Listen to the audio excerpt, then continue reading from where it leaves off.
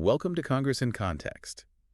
If you are, like most people, your relationship with the U.S. Congress is probably based on these 30-second clips you see on social media. Oh, yeah. You know the ones. Exactly. Someone is screaming in a committee hearing, there's a walkout, or maybe a super viral moment where a member is holding up some prop and yelling about the end of the world. It looks like a circus. It looks like chaos. And look, I am not going to sit here and tell you that the circus isn't real. It definitely is. But if you actually do the reading, if you open up the congressional record, you find something else entirely. It's a bit like lifting the hood of a car that's making a terrible noise. Right. Yes, the engine is rattling, but there are also, 1,000 little gears spinning perfectly in sync that nobody ever talks about. The record reveals this kind of split personality in our government. A split personality. I like that. Yeah. On one side, you have that performative partisan warfare. But on the other side, often happening in the very same room just an hour earlier, you have high-speed bipartisan efficiency and some genuinely fascinating local storytelling. And today is the ultimate proof of that theory. We are doing a deep dive into the proceedings from Monday, February 2, 2026. This single day in the House of Representatives is a masterclass in that duality. We're talking about a day that started with the unanimous emotional passage of legislation to honor veterans and first responders. And ended with a fierce fire-breathing argument over biolabs and tear gas. Exactly. It covers the entire spectrum of American politics in about 8 hours. We're going to uncover why a bourbon distillery in Maryland made it into the official archives, why a small town in Illinois is very particular about how you pronounce its name. Very particular. And we'll break down the specific legislative tool that allows Congress to be productive and dysfunctional at the exact same time. I want to start with the productive part, because Monday morning was surprisingly cooperative. It really was. The headline bill was H.R. 3497, the Medal of Sacrifice Act. And before we even get to what the bill does, just look at the sponsors. The bill was moved by Representative Jim Jordan of Ohio. Right. And co-managed by Representative Mary Gay Scanlon of Pennsylvania. That is not a pairing you usually see sharing a microphone. Not at all. You have Jordan, a staunch conservative firebrand, and Scanlon, a progressive Democrat, working in total lockstep. That alone tells you something unique is happening. And the bill itself isn't just administrative. It addresses a gap that I honestly didn't know existed. It establishes a federal medal for law enforcement officers and first responders killed in the line of duty. Right. We have medals for combat, we have civilian honors, but we haven't had a specific, statutory federal medal that comes directly from the office of the president to honor domestic sacrifice in that way. And the debate on this, it wasn't dry procedure. It was incredibly personal. Incredibly. Representative Brian Mast from Florida took the floor, and he shared a story that really grounded the whole thing. He was talking about the Palm Beach County Sheriff's Office, right? Yes. He recounted the deaths of 3 deputies, Deputies Waller, Diaz, and Paez. But it wasn't just a eulogy. Mast described a specific moment where he was at their memorial service, standing there with President Trump and Friends of the Fallen. Okay. And in that moment of grief, he realized that there wasn't a mechanism for the president to bestow a posthumous honor for that specific sacrifice. He realized the federal government was just missing a way to say thank you on a national level. So this bill was born from that moment. Essentially, yes. It was born from that realization. That's the why from the Republican side. Yeah. But then you have Representative Scanlon. She didn't just rubber stamp it. She leaned into the bipartisan spirit, but she connected it to a very different, very raw memory for the Capitol itself. This was a fascinating moment of political threading. Scanlon voiced her full support, but she explicitly linked the need for this medal to the officers who died in connection with January 6th. Wow. She specifically named Officers Sicknick and Levengood. Which is a heavy thing to bring up when you're standing next to Jim Jordan. It is. But that's the power of this kind of legislation. You have members who disagree fundamentally on the narrative of January 6th, on what happened, who is to blame, the whole scope of it. Right. But they are using this bill to agree on the concept of sacrifice. It shows that the mechanism of honoring can sometimes bridge a gap where the politics usually fail. They found the one thing they could agree on. That the loss of life deserves recognition. Exactly. So we have medals for heroes. Then we moved on to geography, or maybe linguistics. Oh, yeah. H.R. 988. On paper, this sounds like the most boring thing imaginable. moving the National Women's Relief Corps Incorporation from D.C. to Illinois. It's a classic charter bill. The Women's Relief Corps is a Civil War auxiliary group. They've been around since 1883. Good. They wanted to move their legal headquarters to Illinois. Simple, right? Should take 10 seconds. You would think. But Representative Mike Boss from Illinois turned this into a crusade for his district's identity. He really did. I have never seen someone so passionate about a pronunciation guide in the congressional record. He wanted the record to be crystal clear. The town is Murphysboro, Illinois. That's Murphysboro. And he was adamant. Adamant. Do not confuse it with Murphysboro, Tennessee. So why the fierce distinction? Is it just hometown pride, or is there actual history there? Oh, it's history. Murphysboro is the hometown of Civil War General John A. Logan. John A. Logan. If you enjoy having a day off in late May, you can thank General Logan. He is largely credited with establishing Memorial Day. No kidding. So for Representative Bost, moving this headquarters isn't just filing paperwork, it's reclaiming a piece of Civil War heritage for Illinois. It's a great example of how members use these dry procedural bills to score points for their local culture and, remind D.C. that their district matters. The geography of history. I like that. Now, after the medals and the pronunciation lessons, the House went into overdrive on veterans' benefits. We saw a package of bills, H.R. 980, H.R. 3123, H.R. 658. All passing with massive numbers. Massive. I'm talking 405 to 1, 402 to 2. These are what we call consensus bills. But don't let the high vote count fool you into thinking they aren't critical. The impact on individual lives is huge. Right. Take H.R. 3123, the Ernest Peltz Accrued Veterans Benefits Act, sponsored by Elise Stefanik. That one fixes a pretty terrible bureaucratic loophole. Or nightmare loophole. Previously, if a veteran died while their claim for benefits was still pending approval at the VA, which can take months or years. The claim died with them. The claim often died with them. The benefits just vanished into the ether. This bill ensures the accrued benefits go to the next of kin. It's fixing a flaw that punished grieving families for the VA slowness. Then you had H.R. 1458, the VETS Opportunity Act from Representative Siscomani. This felt like an attempt to drag the GI Bill into the modern era. It is. It opens up GI Bill usage for hybrid and independent study programs specifically for technical skills. But here's where we have to look closer at the vote. Representative Mark Takano from California voted yes, but he stood up to offer what he called qualified support. I saw that. I'm voting for it, but I have concerns. What was his issue? Well, Takano is the top Democrat on the Veterans Affairs Committee. He raised a red flag about independent study creating a loophole for predatory for-profit schools.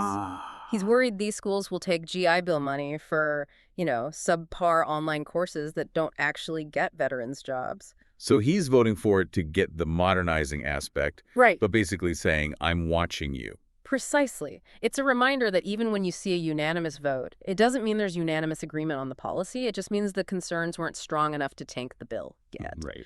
Takano is signaling that the regulatory fight will happen later, probably in committee. So the morning session wraps up. Efficient, bipartisan, mostly polite. But then the vibe shifted. You really did. We had a swearing-in ceremony that felt like a bridge between the two worlds. The arrival of Christian D. Menefee. He was sworn in to represent the 18th Congressional District of Texas. And that is a seat with some serious history attached to it. Immense history. This is the seat held by the late Sheila Jackson Lee, and before her, the legendary Barbara Jordan. Wow. It's a legacy seat in Houston. Representative Lloyd Doggett did the welcoming honors, but he couldn't resist throwing a sharp elbow at Texas Governor Greg Abbott.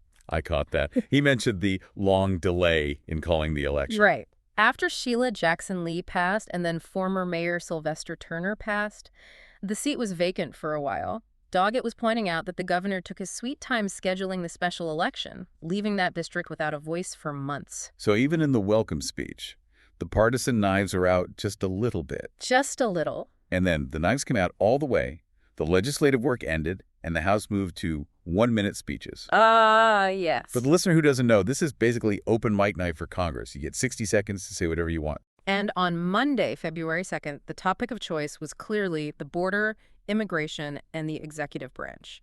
The contrast was jarring. We just came from protecting veterans' families, and suddenly the Democratic side was unloading on the administration's enforcement tactics with intense fury. It was visceral. Representative Bynum from Oregon painted a really disturbing picture. Mm-hmm. She described a scene in Portland where ICE agents allegedly tear-gassed protesters. And not just protesters. She specifically mentioned children and pets being caught in the gas. Her quote was, "I came to give you hell all month." Wow. So this wasn't a policy debate about quotas or visa cap? No, this was an accusation of brutality. She wasn't alone either. Mm-hmm. Representative Davis from North Carolina called for the resignation of Secretary Kristi Noem, citing a total loss of public trust. Right, and then Representative Brown from Ohio brought up the situation in Springfield. And that was interesting because she linked current policy, specifically the revocation of temporary protected status, TPS, for Haitians. Directly back to the 2024 campaign rhetoric. Yeah. She called them hateful lies. She's arguing that the policy being enacted now is the fruit of that campaign disinformation. And then you had Representative Stansbury from New Mexico telling the story of a 5-year-old child, Liam Conejo Ramos, who was detained. Calling the administration incompetent and inhumane. So the Democratic message was coordinated. Enforcement has become cruelty. Meanwhile, the Republicans used their 1 minute to pivot to a completely different threat model. They weren't talking about humanitarian issues. They were talking about sovereignty and infiltration. And this got weirdly specific. This is where the biolab story came in. Representative Keeley from California. Right. He discussed a raid on an illegal biolab in Las Vegas. A biolab in Vegas. That sounds like a plot from a straight-to-DVD movie. It does, but he was citing a very real investigation involving a Chinese fugitive named Jesse Zhu. Keeley used this to push for stricter intellectual property legislation. His argument is that our open borders and lax IP laws are allowing foreign adversaries to set up shop, literally biological shops, on U.S. soil. So one side is seeing a 5-year-old in a cage. The other side is seeing a secret lab run by a fugitive. They aren't even arguing about the same reality. That's the 1-minute dynamic in a nutshell. And just to add to the geopolitical confusion, Representative Latimer stood up and started talking about Canada. That was a curveball. He was upset about the Trump administration meeting with separatists from Alberta. Yes, he warned that engaging with Albertan separatists is a great way to alienate our closest ally, Canada. It just shows the breadth of what gets aired during these open sessions, from tear gas in Portland to separatists in Calgary. It's a free-for-all. It really is. So we have the legislative piece and the rhetorical war. But there's a third mode of Congress we need to talk about. Yeah. It's the stuff that doesn't get spoken out loud, but gets printed in the back of the book. The extensions of remarks. Yes. This is hometown hero mode. Members submit written statements to honor constituents. It's savvy politics because you get to send a framed copy of the congressional record to a local business or voter. It connects the highfalutin D.C. world to the street corner. Exactly. And this is where we found the booze. We did. Representative Steny Hoyer of Maryland submitted a glowing tribute to the Tobacco Barn Distillery in St. Mary's County. I looked this place up. It was founded by Dan Dawson, Sean Coogan, and Scott Sanders. They took a tobacco farm, which is obviously a declining industry in Maryland, and converted it into a dirt-to-bottle distillery. And they're good at it. Their Maryland Bourbon Cream won a national award. But look at how Hoyer frames it. He doesn't just say, congrats. He links it to history. He points out that Maryland is the ancestral home of Basil Hayden, a name every bourbon drinker knows. That's smart. He's tying modern economic development back to state heritage. It's a really smart way to frame alcohol as culture. It's a great pivot. From tobacco to bourbon, keeping the agriculture alive. We also saw some great community shout-outs from Pennsylvania. Representative Smucker honored some high school soccer coaches, Dan Hogan and Lynn Parmer, for winning state titles. And Representative Fitzpatrick honored Sally Walters from Bucks County. She just turned 100 years old, a daughter of a produce peddler who lived through the Great Depression. Exactly. When you read these, you realize that for all the chaos, members of Congress are still hyper-focused on the people who actually vote for them. Whether it's Charlie Abel in Montana, who Rep. Zink honored for community service. Or Janita Stewart in Mississippi, who Rep. Guest honored for 51 years of federal service. 51 years. That is wild dedication. It is. It grounds the record. You have the fights about biolabs, but you also have a permanent record of a woman who served her country for half a century with the Small Business Administration. It reminds the representative who they actually work for. Okay, I want to circle back to something we teased at the beginning. Yeah. We talked about those massive vote counts in the morning session, 400 to 2, 405 to 1. Yeah. In a Congress that seems to hate each other, how is that mathematically possible? How do you get Jim Jordan and the progressives to vote the same way? It's possible because of a specific parliamentary procedure called suspension of the rules. It sounds like detention. You are suspended. Yeah. But it's actually legislative fast lane. Right. Think of it like the express checkout at the grocery store. The speaker recognizes a member to move to suspend the rules and pass the bill. When they do this, the normal rules of the House go out the window. Okay. Debate is severely limited, usually just 40 minutes total. And here is the kicker. No amendments allowed. So you can't poison the bill. You can't add a rider about a biolab or immigration funding or whatever your pet issue is. You can't. You have to vote on the bill exactly as it is written. Correct. It keeps the bill clean. But there is a price for that speed. Because you are suspending the rules, you can't pass it with a simple majority of 50% plus one. You need a 2/3 supermajority to pass it. So that's the filter. Yeah. You can only use this for things you know everyone agrees on. Exactly. If the Republicans tried to push an ICE funding bill via suspension, it would die immediately because the Democrats would block the 2/3 vote. So Congress intentionally groups all the agreeable stuff, the medals, the VA fixes the charters, and pushes them through this specific chute. That explains the duality we talked about at the start.